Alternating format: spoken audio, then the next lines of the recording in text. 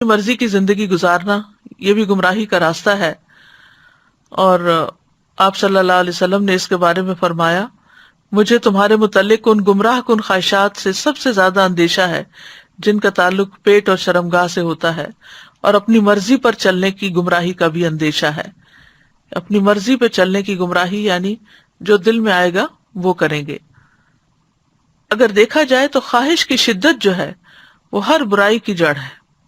قرآن مجید میں یہ جو آتا ہے وہ احضرت الانفس الشح، تو شح کا معنی یہ کیا گیا ہے کہ کسی چیز میں شدید خواہش رکھنا اور اس کی حرص کرنا، اور یہی شح جو ہے یہ انسان کو پھر بہت سی برائیوں پر آمادہ کرتی ہے، خون ریزی پر، محرمات کو حلال سمجھنے پر.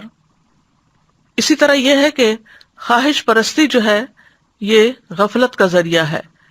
آپ نے فرمایا کہ میں تمہارے فقر سے نہیں ڈرتا، لیکن اس بات سے ڈرتا ہوں کہ دنیا تم پر کشادہ کر دی جائے گی جیسے پہلے لوگوں پہ کی گئی تھی، تو تم ایک دوسرے سے آگے بڑھنے لگو گے جس طرح وہ ایک دوسرے سے آگے بڑھنے لگے، اور وہ تمہیں غافل کر دے جس طرح ان لوگوں کو غافل کر دیا تھا. خواہش پرستی سے انسان اللہ کے ذکر سے غافل ہو جاتا ہے.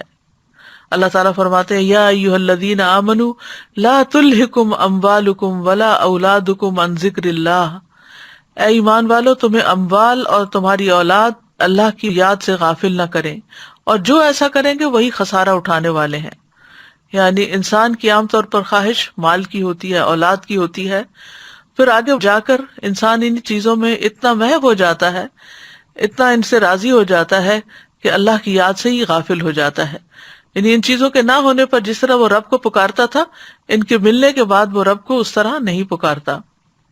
تو جب انسان خواہشات کی پیروی کرنے لگتا ہے تو وہ فرائض سے غافل ہو جاتا ہے. اور پھر خواہش پرستی ایسی چیز ہے کہ جو اللہ سبحانہ تعالیٰ کے احکامات کو بوجھ بنا کے رکھ دیتی ہے.